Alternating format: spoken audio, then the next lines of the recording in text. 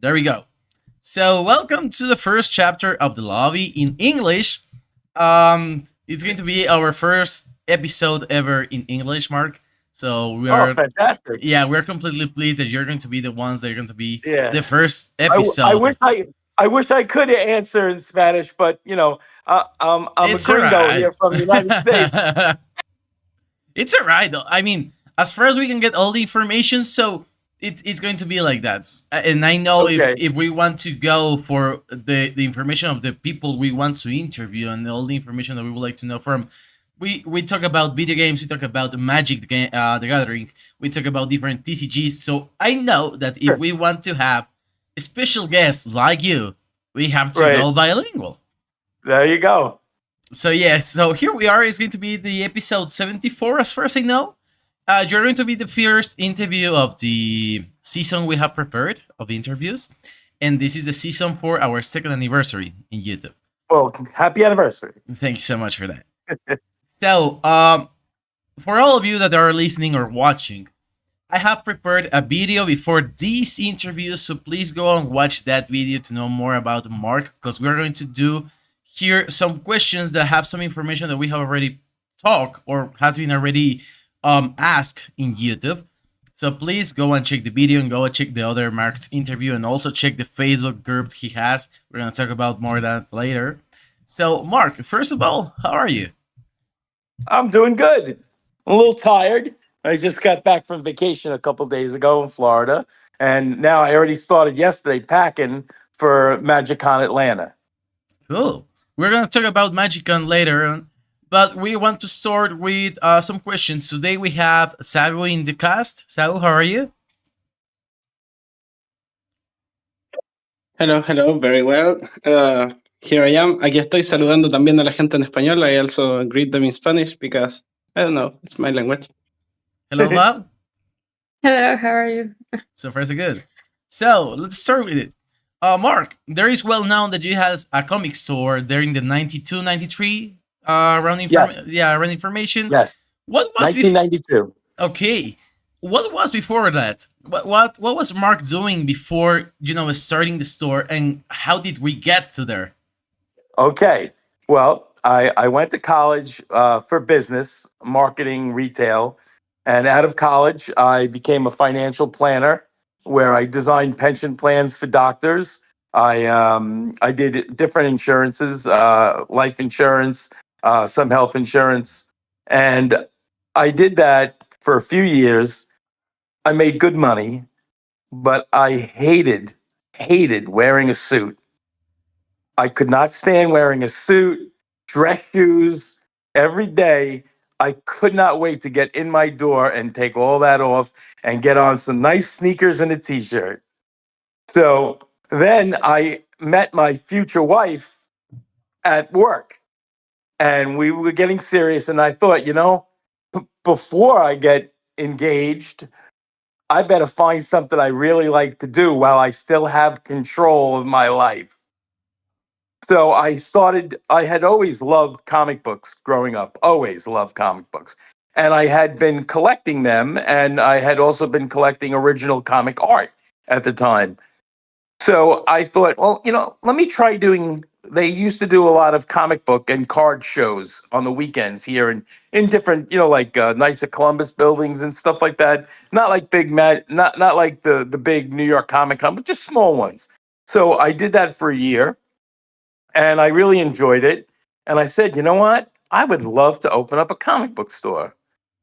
And that's what I did. I opened up a comic book store just a few months before I got married. Okay. And there you go. And then the rest was history. I started.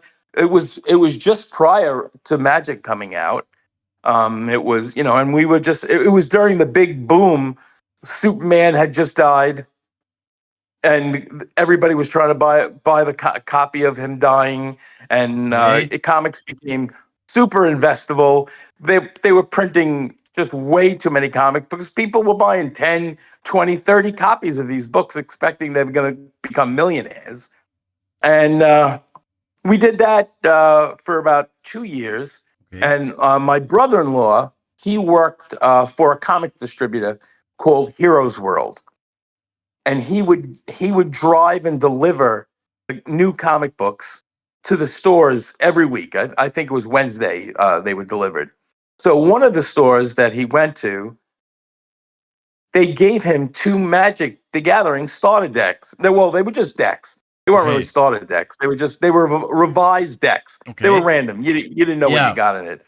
So, and John used to live in our home, my brother-in-law. So he came home with the 2 decks, and he and I read the instructions, and we played with those 2 decks for about 5 hours on Yeah. my dining room table, and we just became completely enamored by the game. And then John he worked for me at the store. So John and I would be playing every day at the store. So our comic book customers would come in and oh, what are you doing? And we'd explain, oh, this is this game called Magic the Gathering. And we loan out the instruction little booklet that they had and told them, go come back next week and, we'll play. And within 6 months, I had converted a large quantity of my comic book customers into the new crack, which was Magic the Gathering. All right. And it was just I loved it, and I taught, I would say, thousands of people how to play the game at my store. I was open for 24 years. That Warhammer, we were big on. We taught tons of people how to play Warhammer, and it was a lot of fun. And then I had the idea. I was very friendly with several artists, where I carried their prints in my store, their signed prints, and they would sell them to me wholesale, so I could sell them for what they were selling. And I saw RK Post on Facebook put up that he was doing a signing in a store. And I had not thought of that before. I didn't think a magic artist would do a signing in the store because they had, at the time, GPs, where they would Okay. go to the GPs.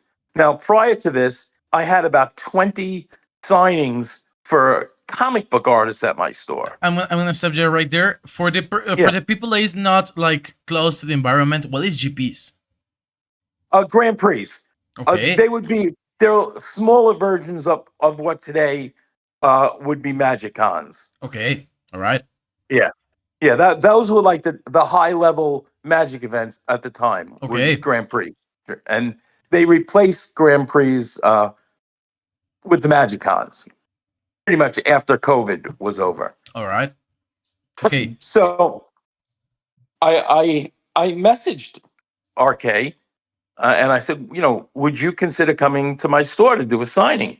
And he goes, yeah, of course. You just have to fly me there and give me a place to sleep. Well, I have a guest room in my home.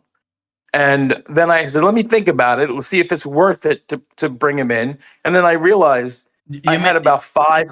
Yeah, you mentioned that with the Turtles that you had like points in an airline. I had like 500,000 Yeah. United Sky Miles. So I said, well, all right, I'll just use those. And I have a place. So it's not going to cost me anything.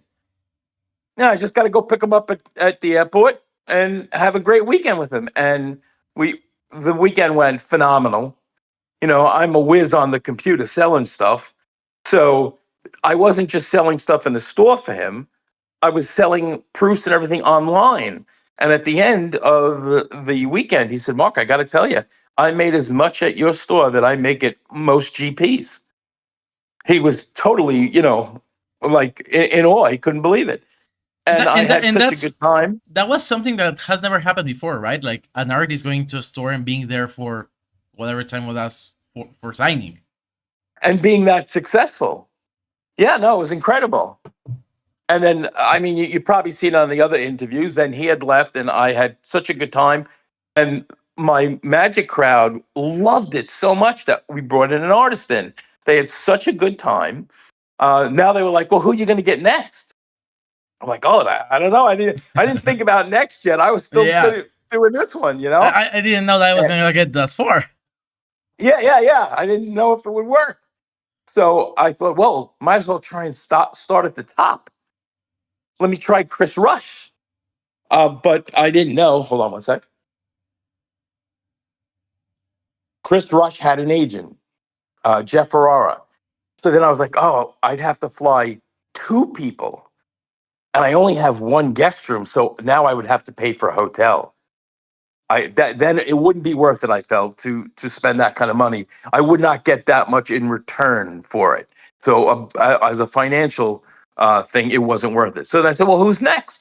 I'm like, "Wait, Dan Frazier. Dan Frazier did five of the Power 9. All right, let me now. This is I was just kind of pretty new to Facebook and stuff like that, and social media wasn't like it is today.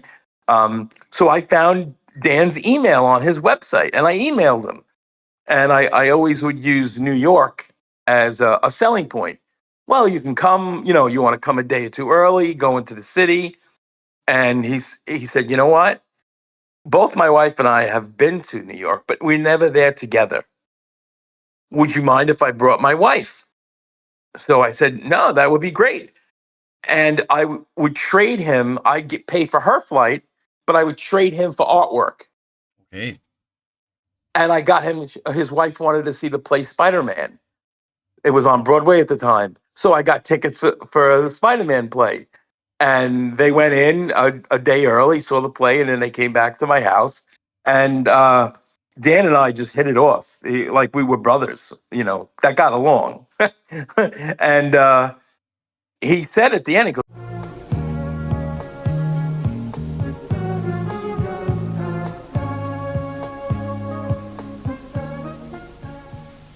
"Character's always been Spider-Man. Wow, that's so cool. Wow.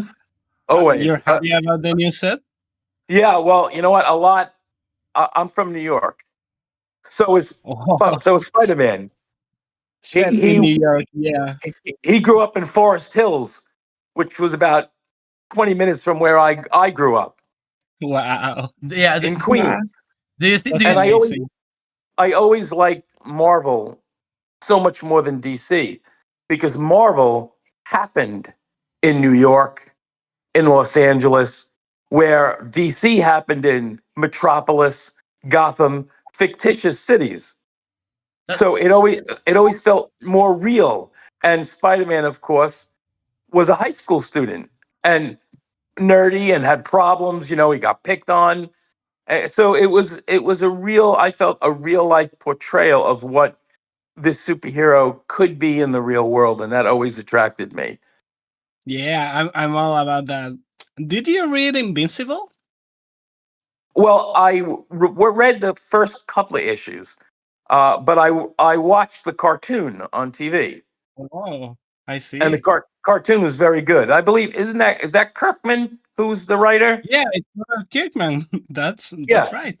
yeah, Wow, because it has so much of Spider-Man. yeah. So that's Very similar, except instead yeah. of his father being a whack job, he didn't have basically his father wasn't around. Uncle Ben was around. Yeah. right, Val? Yeah. Sorry, you're happy about the new set? Did you like it as a Spider-Man Oh fan? yeah. Well, I'm also very happy about it because I also sell a lot of the original artwork. So the fact That will make you especially happy. yeah, prior to the Marvel, the artists were not allowed to sell any of the Universe and Beyond artworks. In fact, most of them they had to sign a contract that the artwork was going to be done digitally, so there Okay. would be no pieces to sell.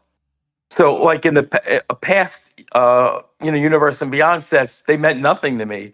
Well, where Final Fantasy is just like this home run for the game, and so many people are so into it. To me, it meant absolutely nothing because I never played. I'm not a video game guy, so I never played the game. I think I played like the original Final Fantasy, the first one, maybe. And there were no paintings, and worse, no artist proofs. So I'm out of the Yeah. game. The only thing I got is if people will send me the cards to get signed by the artist. So when they allowed Marvel to be done traditional and be able to sell, that was big for me. Okay. Yeah, and for the artist, that's so cool, actually. Right. There's still no proofs though, which is a shame because I'm all about the proofs. Yeah, that's I what see. that's what you're currently based on, right? Yes. Okay. Val, do you have any question yet? I have a question because when I listen and read the information we have, why did you choose Facebook as your main hub for your community, and not Oh, like a traditional website? yes. Well, at the time, uh, I really didn't understand how to do it. I'm not a computer guy. Somebody has to show me what I got to do. Then once they show me, then I got it. I can do it. I want you to know that making Mark come Okay. into Discord, it was whole a travesty. This an hour ago. Yeah. You look But now, great, Okay. though. I Your did. video quality is top notch. Yeah, I joined, but at the time, there wasn't really. I had been using eBay for years. When I had my store, I used to sell tons of stuff through eBay in addition to selling it at the store to increase our profits. But eBay kept starting to charge more and more and more of a percentage. And then I discovered Facebook. And I used to think Facebook was for some people who really just had nothing else in their life to do but just sit on Facebook. And that may be still true. I don't know. But I found for business, if you stuck to business, is fantastic. And you didn't have to pay anybody a percentage. They didn't take a cut. Okay. And I Okay. started. Then I created some groups. The biggest one being the Artist Proof Group. We have over 14,000 members in the Artist Proof Group, and then my signing service group. And then I also have small groups for like Dan Frazier, Doug Schuler, and stuff like that. But the big main groups are the signing group and the Artist Proof Group. And it became very profitable. And not just for me, for the Artist Proof Group, that group is open to all artists to sell directly and people to trade directly. And I'm very careful. I vet everyone who tries to join as best as I can. So we try and catch all the scammers right away, and we keep them out. And I think that's very much appreciated by the whole audience out there. Okay. All right. I do have another question. Yeah. Back there in time, when you said it was your, I don't remember what relationship you had with the person in the editorial, with the person that worked for the comic uh distributor, and for that time, how did that work? Like, the distribution of the comics to the stores. I don't know, Oh, here in Mexico, the little stores, like regular stores, they do a deal with the company. They do yeah. like credit situation. They come back, they see what they sold, and they take everything and they give new things to sell. Right. Now, that was the way the comic book industry was in the 60s and in the 70s. And then this new thing started because they used to be on newsstand. You used to get your comic books from a newsstand or from a five and dime. They'd have a spinner rack. And a guy would come in, known as like a jobber. He would come in and he'd replace the old books. He'd take them out and put the Okay. new books in, and that was monthly. I think each comic book came out monthly, Okay. but they got a discount. Well, they got it at a wholesale price of something like maybe 20% off or something like that for what they sold. And if, Okay. if you if you see some old books like from the 60s, a lot of them have a date on them. It'll say like 6/15 on it. Okay. That means that was the date they received it. So they know when they can send it back Okay. because it's got the date on it. And in the comic book industry, that's called an arrival date. And it's not considered, it doesn't take away from the condition of the book as long as it's not done in like a big grease pencil, as long as it's pen, whatever, as long as it's done nice and neat. It doesn't take away from the value because so many would like that. Then in the 80s, comic book stores start popping up and more 90s. And then they had the distributors. And at the time, the distributor I used when I opened up was a distributor called Heroes World. And then the major one was Diamond, but we used Heroes World. And for years, that's the way it was. And it was very easy, very simple. But then Marvel got a little greedy. Marvel felt, oh, how can we have more control and make more money? So Marvel bought Heroes World Okay. and said, well, now Heroes World is just going to distribute Marvel. So you couldn't get your Marvel books through Diamond anymore. So now everybody's in a panic. The other comic book companies are in a panic. So that caused DC, Image, and Valiant to sign contracts with DC, making with Diamond rather, making Diamond their exclusive distributor. So now you had two separate distributors you had to get shipments from, and they came on two separate days. Okay. They came Wednesdays and Fridays. So it was a pain in the ass. It was annoying. And before, we had a branch of Heroes World very close to us. I would just drive there and pick up the comic books that morning and then have them all ready to put them out the store when I got there. Now you had to get UPS, but you can't count on when they're going to deliver it. So I'd go to UPS every Wednesday morning and wait for the books. To And take sometimes them you'd from be there. there for like an Okay. hour or two. It was definitely a pain in the butt. It wasn't as good as it was. And then after a couple of years of that and losing money, Marvel realized, okay, maybe this isn't a good idea. And they ended it. And then that pretty much left Diamond as the sole big distributor. But even then, they went bankrupt. Okay. Yeah, Geppy was the owner. I think it's Steve Geppy. I think he went bankrupt. I think a lot had to do. He had a bad divorce, and I think I don't know what happened. I think other people bought him up, and now I think there's separate distributors. I don't know about international, how the international distributors exactly work, No. but it sounds like from what you said, it's like the old system where they would drop off books, yeah, and whatever didn't sell, they would take back and give you the new ones. Okay.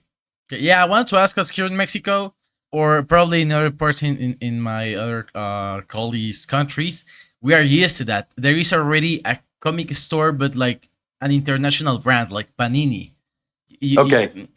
It was like long ago in the probably 80s that you could find them in regular like rural stores, like Okay. not specialized.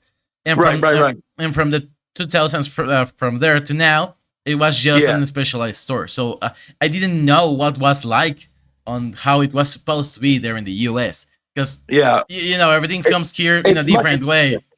Yeah, it's much easier here, or at least it was in the U.S. And I know Panini was a big sticker company and card company. I think they're Italian, Yeah. and they distribute throughout Europe.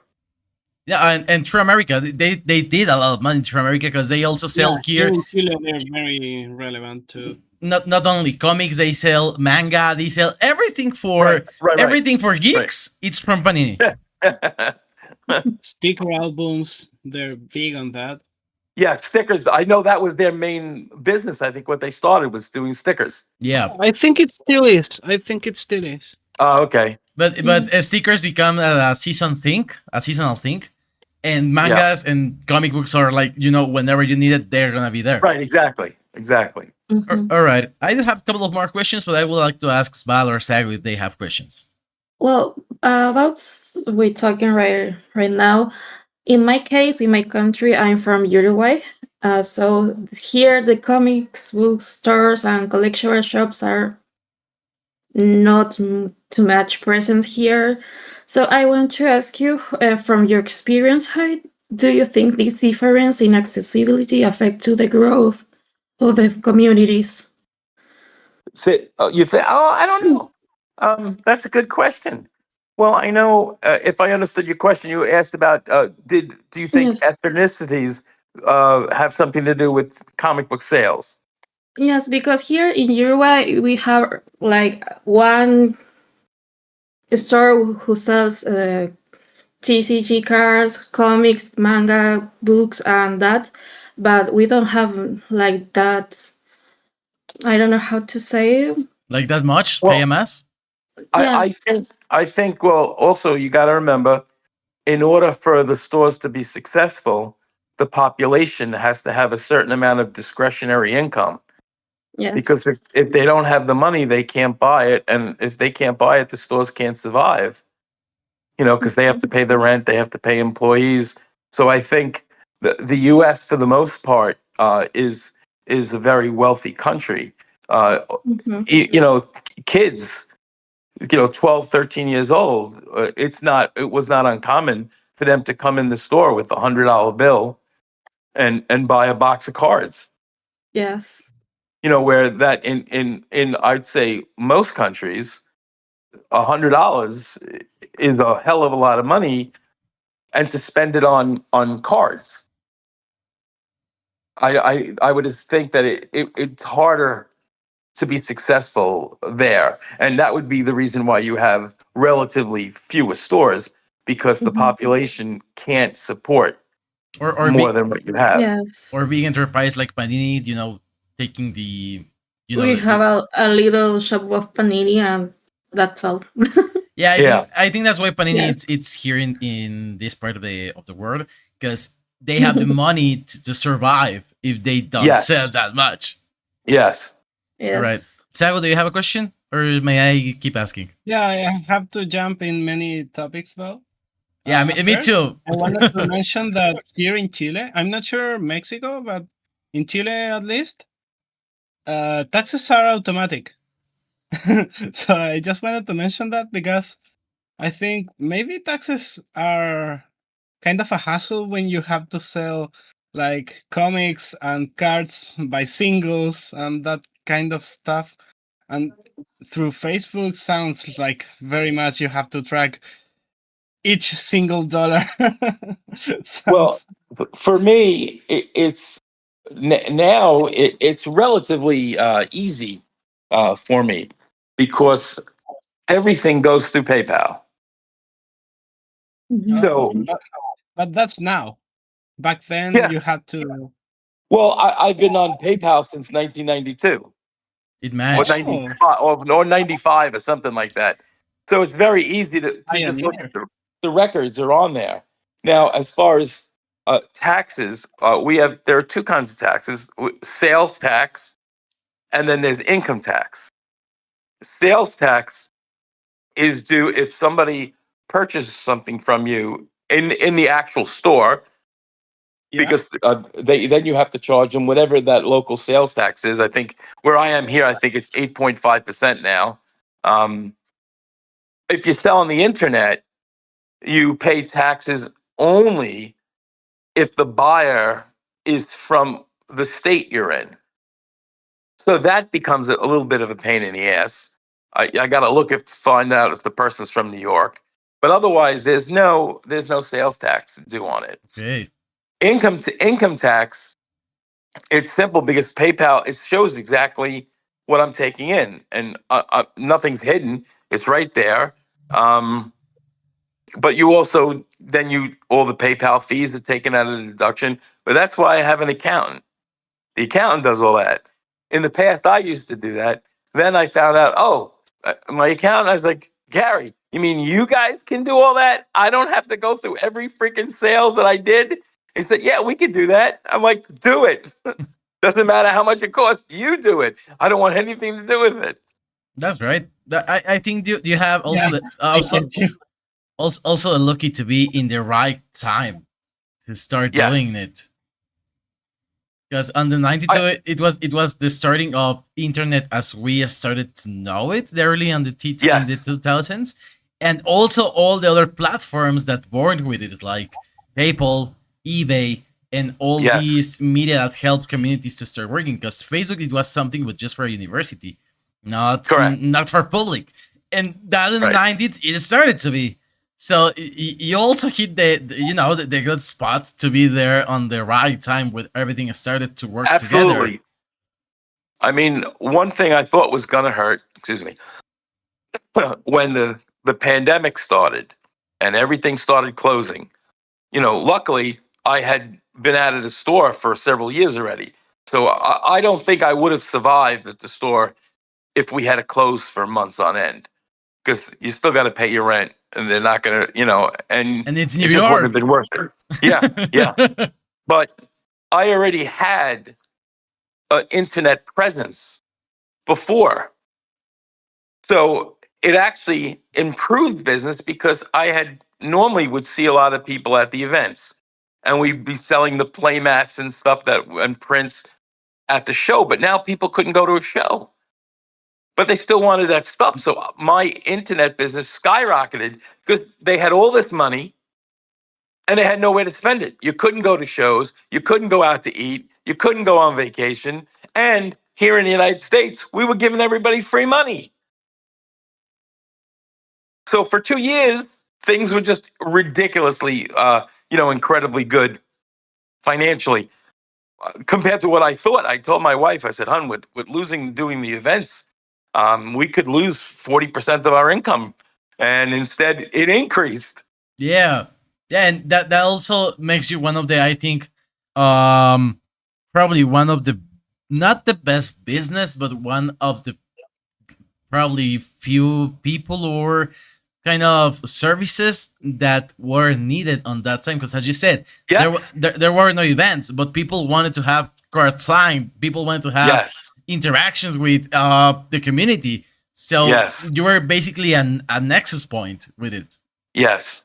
And people were looking to continue that closeness with the community, like you said. Especially in that time. The beginning of COVID, it was some scary stuff. Yeah. Everyone was like, "Well, what's gonna happen? Are we gonna die from this?"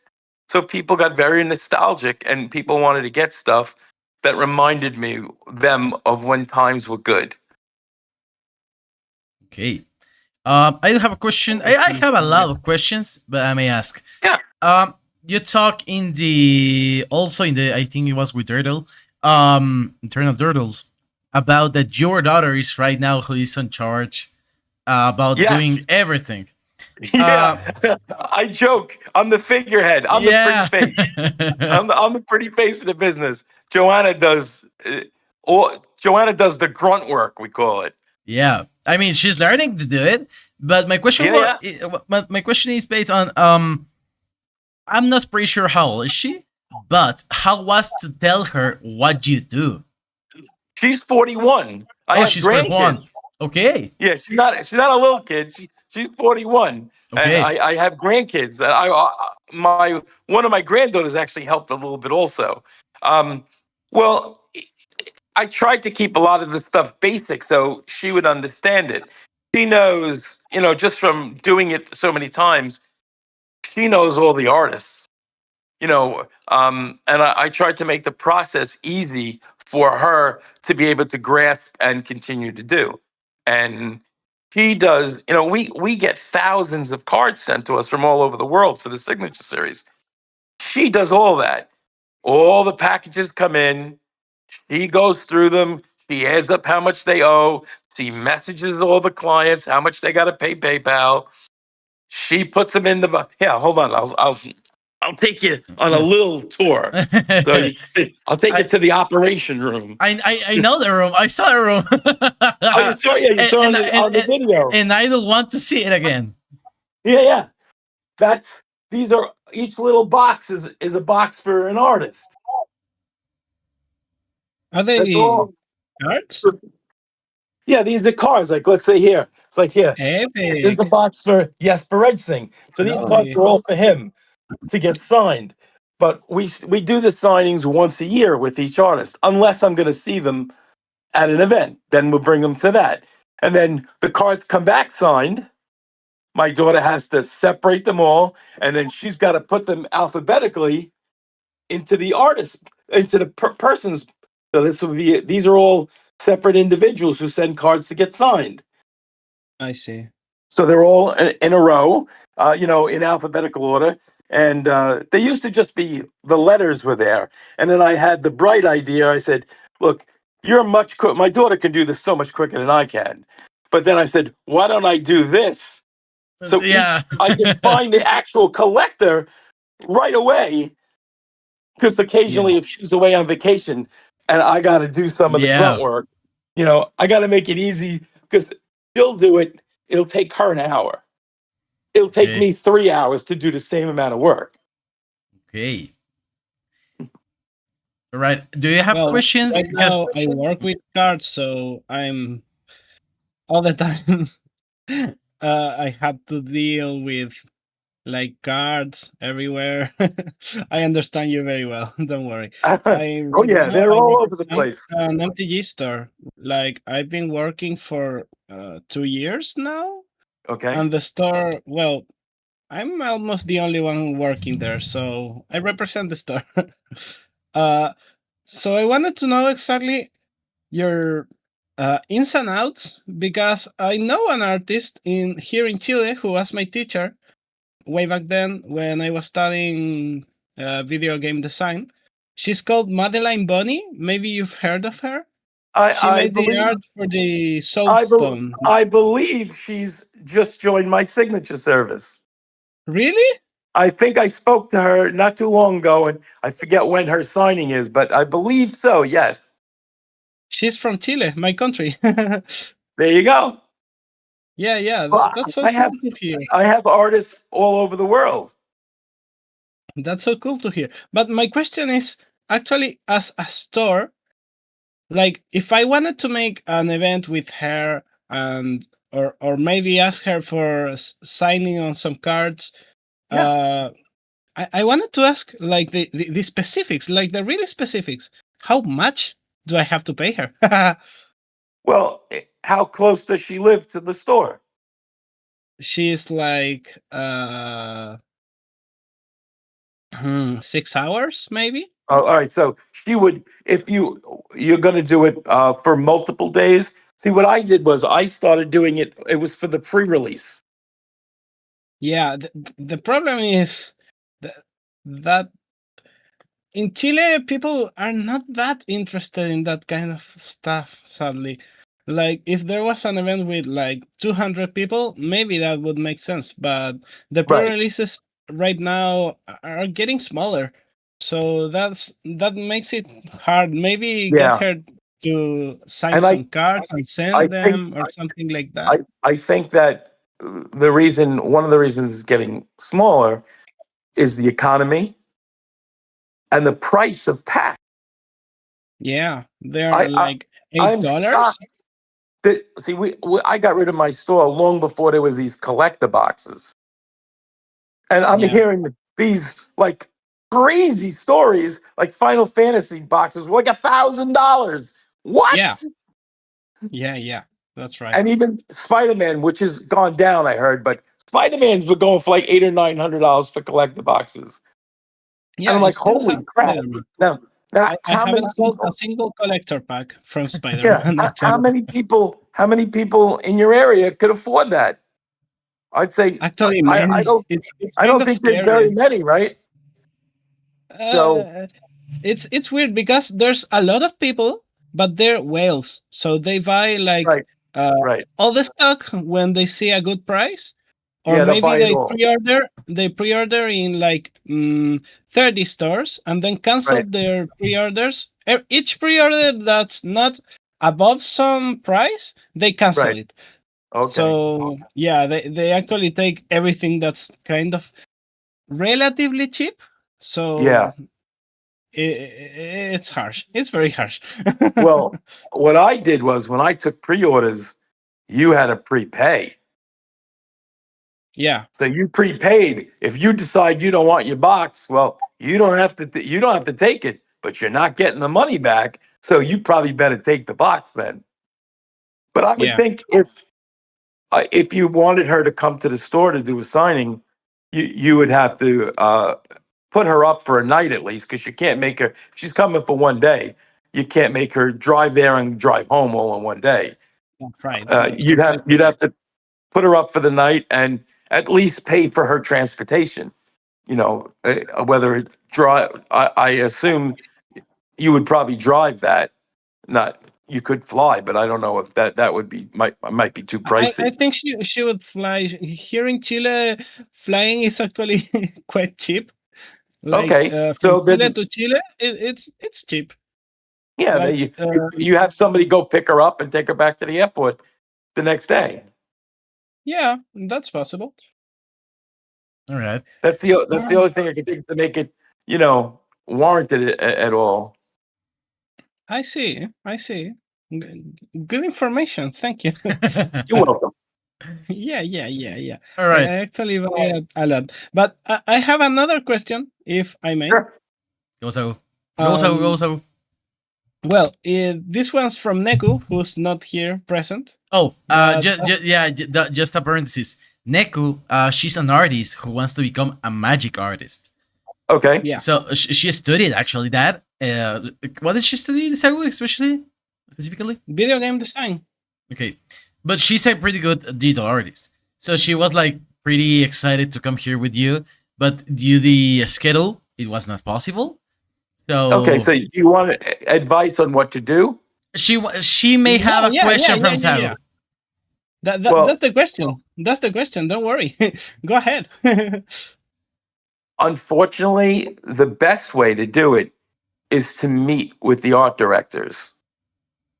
They'd have to go to one of the Magic Cons or some of the art. There's an event called Alux Con, which is next month, where you can have portfolio reviews.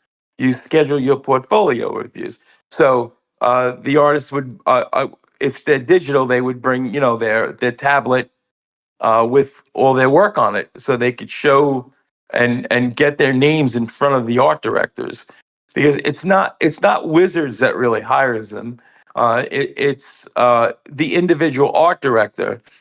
If Yeah. they think that, oh, this person could be good for this, they're the ones who pick them. Okay. Yeah. So that's the best way. I don't know if there still is, but there used to be online with Wizards. You can upload your portfolio for them to see. You want your stuff in front of the art directors. Yeah, That's the best way. and it's not the same to send it digitally or through an email that to be there with Compared to a person. Yeah. Yeah. They get to know you, and you stand out more that way. And then you also, now you can email, let's say, Zach Stella is one of the art directors, or Tom Gencott. You can email them, say, thank you. I enjoyed meeting you at the event. Please let me know if there's anything you think that I could do for the company. And then, every couple of months you send a little hello message, the same thing. So you stay in front of them, and maybe eventually you're able to break in. Yeah, it's a follow-up situation. And Thank you very much. Wizards has certainly been trying to get as many international artists they can find. Yeah. I've got a hotbed right now is Indonesia. I have a whole big bunch of artists from Indonesia. Who would have thought Wow. Indonesia would be this hotbed of art? And South America has always been a very big comic book artist reservoir. There's a lot of the crew, the older crew, were from South America. Yeah. Do you happen to know Nestor Sandon? I don't know him personally, but I've heard the name. Yeah, he worked on Final Fantasy 2. He's from Chile. Oh, nice. Yeah. All right. And Val, do you have a question? Okay, Val is mute. Go ahead, you. Okay. All right. For Magic, you remember, this first package you got from there in the 90s. What did you see it like something that was going to keep going up, or did you see this is other card collector situation? Well, this was the first CCG. It was There was no. This was the first one. There was no. But I know there was these cards from the MLB or basketball. I'm not sure about the dates if they that were would be sports cards. Yeah, Yeah. sports cards. Well, I never really looked at Magic as an investment. No. It just turned out that way. Here's what happened with me. The It happens. first time I saw the cards, a young guy came into my store. Maybe he was about 15 years old, and he had 2 decks that he made. And he had asked me if I wanted to learn how to play. This was right before my brother-in-law brought the cards home, Okay. and he tried to explain to me the best he could. And I saw the one card, this card called Zephyr Falcon by Heather Hudson. And I fell in love with the art. I've always been a huge art fan. I was like, this card is gorgeous. And we played 2 or 3 games, and I don't think I understood quite how to play it, but I did love that card. And he gave the card to me. He said, Mark, you keep this card. And I thought that was wonderful. And then when my brother-in-law got the 2 decks, and we were just glued to playing it. Like, we spent like a whole day at my dining room table just playing out of these 2 decks. And these are not decks that we put Okay. together. They were just random decks. And I knew right then. I said, this is freaking addicting. This is going to be good. This is a game changer, because you don't need a board. You don't need a big box. You just need a pocket to put your deck in. You could take it to school, and when you have some time, you could play at school in the cafeteria. And I thought that was wonderful. And I've always loved fantasy, so I was like, this is gonna do fantastic. And Hey. then there you go. And then it was. Well, do you still play? Unfortunately, at 63 years old, running my business, the last thing my wife wants me to do play Magic or go to another store and play Magic when I'm not working. I mean, when I owned the store, like I said, I taught thousands of people how to play. I signed thousands of people up to DCI. It was my life. I lived it. And now the last time I played, I can tell you exactly when the last time I played. Um, it's the set that had the masterpieces in it, the first one. Oh, it's Kaladesh. The one that they renamed because supposedly Avishkar. I'm sorry, Avishkar. yes, they renamed it because it was racist or something. I don't know. I have no idea what it was. But Yeah, I went, the word Kala. I think I it went meant to like black. I went to my friend's store for the pre-release for that set. That was the last time I played. Hey, Wow. hey, Mark. That was like 10 years ago, I think. Yeah, probably. Yeah. Oh god. You Last time I mentioned played was last week. Well, I'm a little older than you. I hope I still play when I'm older too.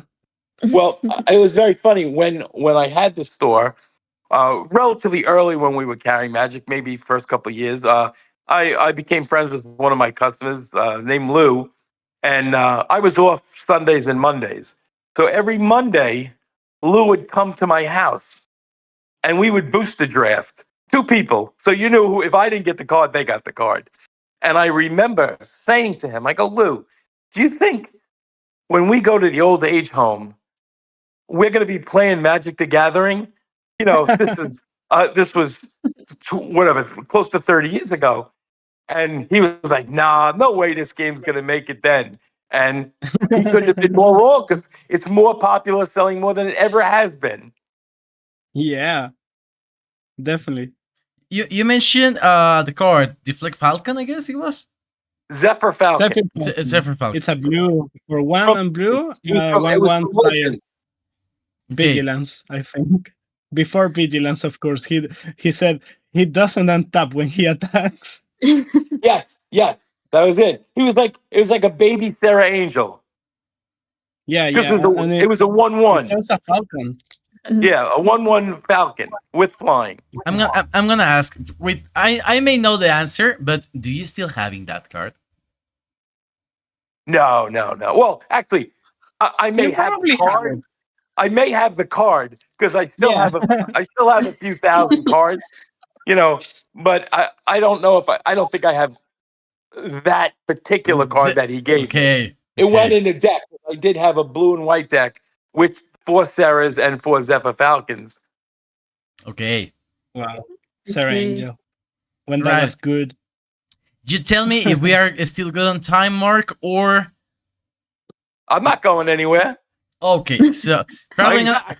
I'm As long as I am going sometime in the early evening. There's an artist. His name is Howard Lyon. He did a lot of magic cards. He actually has a gallery showing. He's from Okay. Utah, but he came here to New York to do a gallery showing tonight. So I'm going to go hang out with him and go have dinner with him and his wife. okay. All right. So I may So, take. so you got about 2 hours. Okay. Okay, we have time.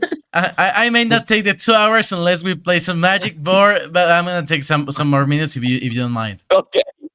Okay. All right. So let's keep going on the timeline. You start seeing the magic boom, the Magic the Gathering boom. What was on your mind when you start to seeing, like, I don't know if the growth was exponential of people starting to play, or it was a linear thing, like it was just It was like more. It was steps. more a steady increase. It was more of a steady increase. Okay. Where I saw the big explosion was Pokemon. Okay. Pokemon, I remember because it was produced by Wizards. Game Freak owns it, but originally it was produced by Wizards for the United States. And I remember when my distributors were taking pre-orders, and I was like, Pokemon, because I knew nothing about this. I'm like, well, what the heck is this? These little characters. who's gonna want to play this? So within like a couple of weeks, the game jettisoned into the stratosphere. And of course, the distributors were now, if you want a box, it's no longer $45; it's $100 and something. Oh my god. But yeah, it was crazy. Dealers were paying $5 a pack, so they could sell them for $8 a pack. They were everywhere. They were in 7-Elevens, all over. You would find these because they were so popular. And I got very lucky because I don't know if there was what was it? There was a store called the Gatekeeper, and they were located in malls, and they sold games, and they sold Pokemon, and Wizards ended up buying them, so they had retail distribution for their product. So I had heard they had Pokemon, and at regular price at whatever $3 a pack plus tax. So I went, and there was a line of people. So I'm halfway up the line, and I noticed the 3 people working at the store were all people I taught how to play Magic and Warhammer. Okay. So the manager sees me and says, Mark, what are you doing here? So he called me over. I told him, and he said, you know what? Don't wait online. We close at 9:30 tonight. You come back here at 9 o'clock. So I went back, and he said, and bring something that can carry a lot of stuff. So I went back at 9 o'clock, and as they were closing, he took me into the store, said, Mark, you tell me whatever you want. Because they had tons of stuff in the storeroom, but they would Okay. limit how much they would put out at one time. Like they would release maybe 30 boxes to sell, and then that's it. They'd be out of it. They'd say they'd be out of it. And then Okay. 2 or 3 hours later, they'd release more boxes. So I went in the back, and they didn't have them in the regular booster boxes. Okay. They had them in brown boxes with 750 packs in each. Wow. And we said, whatever you want, you can buy. So now I had a direct link to get as much product as I wanted. And so I would bring these boxes home, and then my wife and I would count out 36 packs, and we would put them in a brown lunch bag that you would carry to school with your lunch in. Okay. Yeah. Okay. And then people would come into the store. Can I get one bag? I felt like I was a drug dealer. Oh Can I my get god. one Yeah. bag? Yeah. That looks like a drug deal. So Yeah. they would pay. I'd sell them for $5 a pack, and I paid $3 a pack. And the guy gave me his 10% discount, so that helped also. Wow. So I actually, that whole Pokemon craze was amazing, absolutely amazing. And we were able to turn, because we ran Pokemon League in the store, and we were able to turn many of the young Pokemon players as they got older into Magic players. And that was really a big increase in Magic players as Pokemon actually died off because they didn't come out with new sets for a Yeah. long time. and that was a killer. Then they re-released. They put the base set and jungle together, and released it another. But everyone had those cards already, so it kind of died. Although now it's back, ridiculous than ever. But Yeah. that increased our player base for Magic, because now kids understood how to play a CCG and how it worked. Okay. So it wasn't a big leap Yes. for them to move into this. In that process, like converting Pokemon players into Magic. Yeah, I'm yeah. doing exactly that right now. I But did the same Pokemon thing in with Yu-Gi-Oh. 2025 is selling way more. Yeah, Like it's backwards. Everything's backwards now. Pokemon is selling a lot, and Magic is struggling. Like yeah, Spider-Man yeah. hasn't sold anything. It's been bad, but Wow. Pokemon is doing great. It- Always. they show. I don't know if you've seen any of these. They show videos of like these big, like Price Club is called. It's like a wholesaler place, and they get like tons of the boxes that they put together for Pokemon, and they put it on the shelves, and people are fighting. They're literally fighting, and they're trying to fill an entire cart with all the stuff. All dealers trying to get the stuff, and I'm like, oh, this is insane. It's crazy. I But have it the one person policy. One person, one product. Don't buy right. more, Well, please. they these places, these big wholesale clubs, they don't have that policy. Yeah, I know. I know. They like to see blood in there. Yes, yes. So, Sagu Yes. Val, do you have a question? I have a question for in my case. For the moment, I never play before Magic. So, what do you recommend for the people who would like to start playing this game? Don't do it. No, no, it's yeah. um, I believe there's plenty of intro product. Do you guys get the intro decks down there?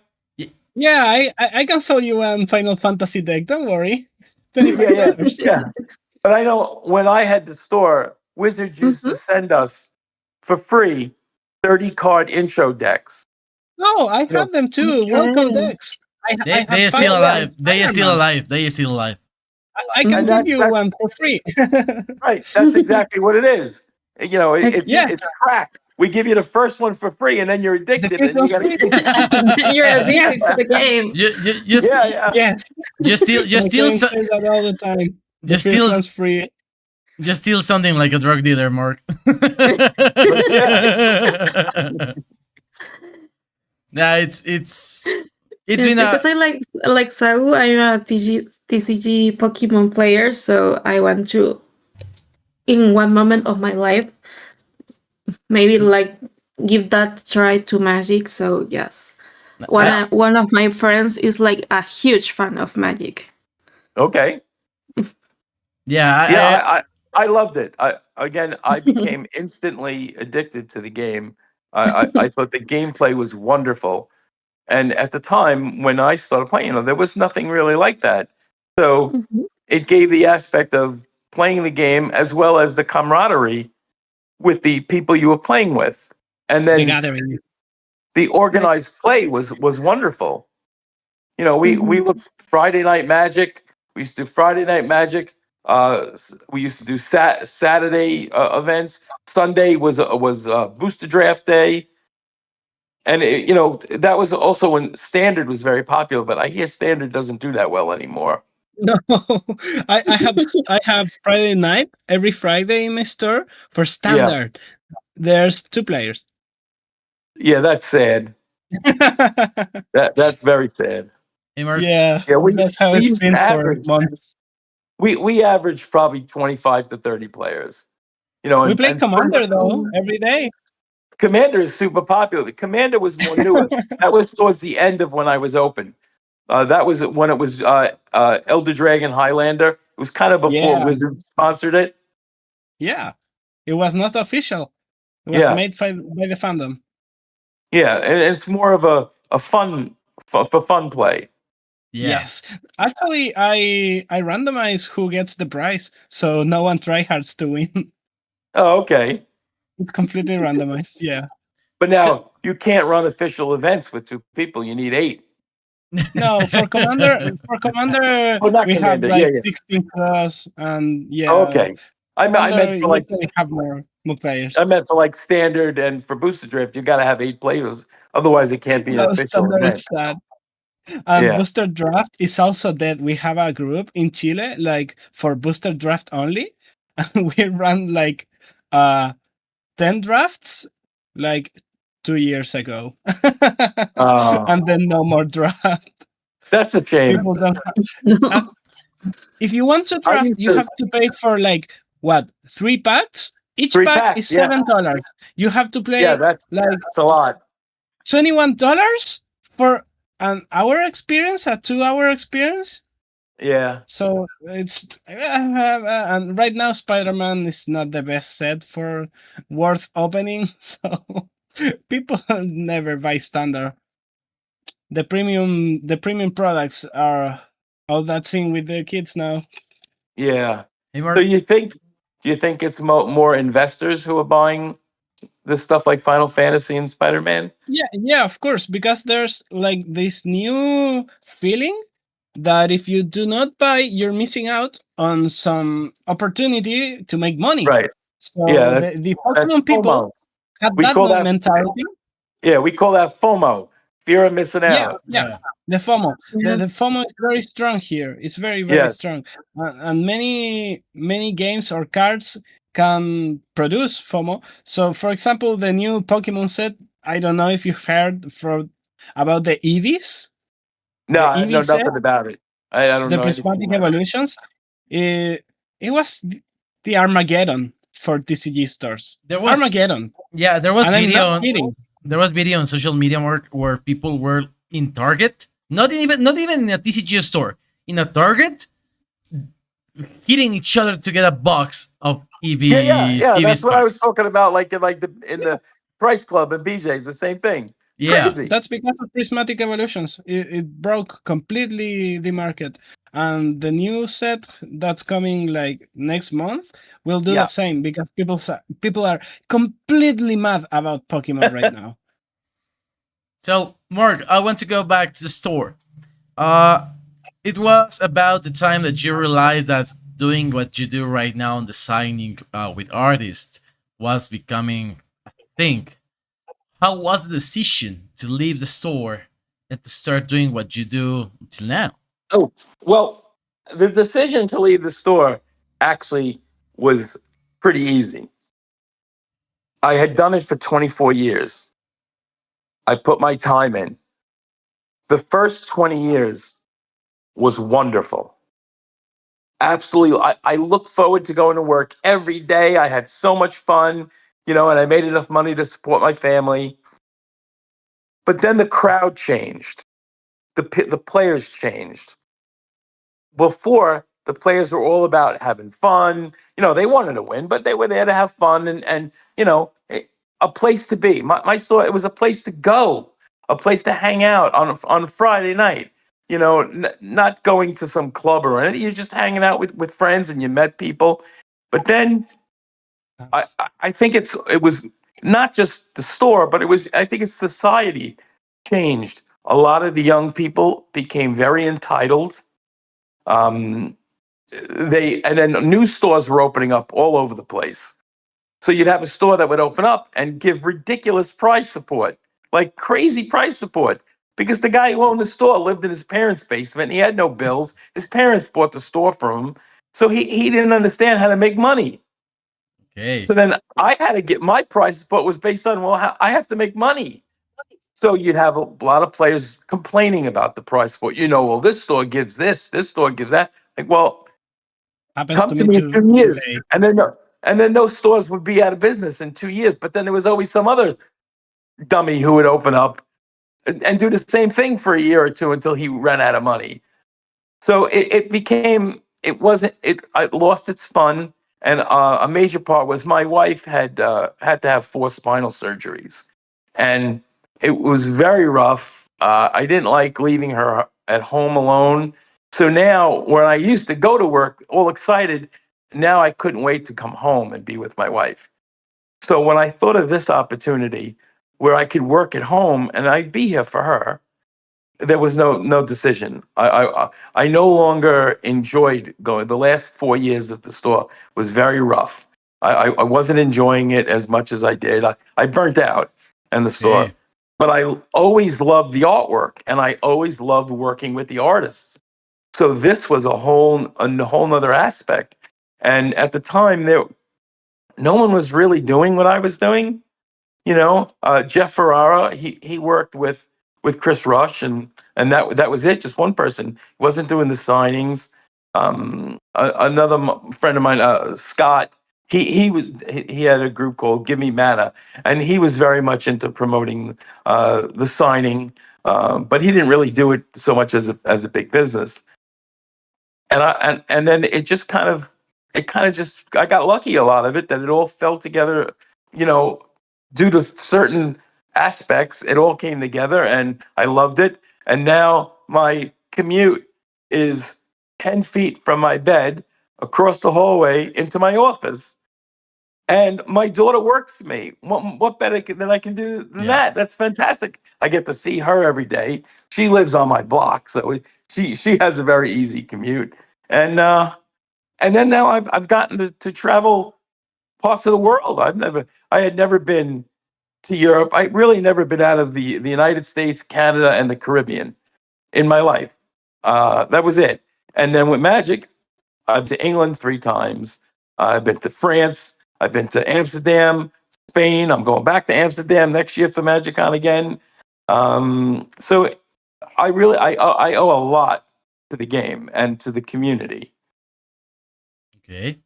Val, Sago, do you have a question? I do have a question, but I will let you continue with it. No, no Go questions. ahead. All right. So, if Mark was not on that group, or by any chance the signing was not working, and you decided to close the store, what was the option B? What would be the actual Mark I that don't we're seeing know. right now? I don't know what would have happened. I don't know if I would have decided to close the store if I didn't have this option, where I thought of doing this and working with the artist directly.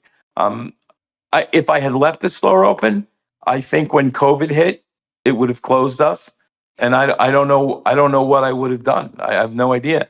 You know, now I'm 63. At that time, I was 58. Starting a new career is rough at 58, but you got to do what your family needs. So you got to make what you can. And so the best is, if you can make money, support your family, and enjoy doing what you're doing. Okay. So the store, like I said, for 20 years was wonderful, and now this has been about 8 or 9 years now, and it's fantastic. Okay. And two stories that you would like to share. I don't know if crazy stories or bizarre stories or funny stories, but one from when you had the store, and one as the service of signatures of Mark. Hmm. And there are a lot of stories. A lot of them I can't share though. Yeah, it can be funny. It can be a person who sent like 3 packs of cards that he wants to be saying, something like that. Change names. Change names. Don't worry. Well, I, as far as working with the artists go, I've had wonderful, wonderful times. I've had a lot of fun with Dan Frazier, a lot of fun with Doug Schuler, with Richard Kane Ferguson. I have plenty of stories about Richard Kane Ferguson that I can't share. Maybe in a memoir someday. But Big names. Big well, we names. did one time. We did. I don't know if you ever saw it. There's a video. I went to Richard's home, and there was a big stack of cards that we were. A particular person asked me to get them signed, and we screwed around with them. Well, we did. We pretended we were burning the cards, and Richard took out one of his axes, and we put the cards like on a stump, and then of course we replaced them with other Okay, cards, yeah. and Richard was throwing axes into the cards. Oh my god! Yeah. And that's on video. And there's a video, And then, but I posted it. I posted it on Facebook. I posted it, and of course, the collector knew who it was, and he was freaking out. He texted me, Mark, he didn't actually just burn my cards, did he? And I'm like, oh yeah, I can't stop him. Or something came over Richard. Richard, you can't stop him when he gets in the mood. So that was probably the funniest thing that Okay. ever happened with the artist. With the store, I think one of my favorite things that happened at the store, this is comic book related. There was two artists, Joe Quesada, Mhm. who went on to be like the president of Marvel, and Jimmy Palmiotti, who was his inker. And they did comics like Ninjak, Bloodshot. They did a lot of the X-Men stuff. I had them both come to the store to do a signing. And after the signing was over, they stayed at the store. This is a time when we had Mortal Kombat and Street Fighter was in the store. Okay. So the two of them, me and my brother-in-law, we played those games till like 2 a.m. And that was a lot of fun to think of, and to think that I ended up I was playing these video games for hours with the person who becomes the head of Marvel Comics. That's such a big, yes, such a big name. I couldn't imagine like playing with someone like that, like Mortal Kombat. I'm not sure. Was he good? Yeah, they were both pretty good. Because I'm not sure. Yeah. Yeah, they're both New Yorkers. All right. So, in case Bal said, do you have any last question? For me, no. Not really. Okay. So, Mark, on my end, is going to be also that was my last questions. And for me, it has been a pleasure to have you here in our first episode in English. My pleasure as well. Nice to meet you all. Yes, thank you very much. So, you're very much welcome. So after very that, pleased to have you. I would like to share some words with you, but for now, this is going to be the end. We have an ending. We have an ending phrase. So I don't know if you know what is the lobby in the video games. Okay, whenever you go to a multiplayer game, where you spawn is the lobby. So the last word we use to say goodbye for our listeners is to say a phrase to leave out the lobby. Okay. So think about something and you tell me what's going to be the phrase today to leave out the lobby. I don't know.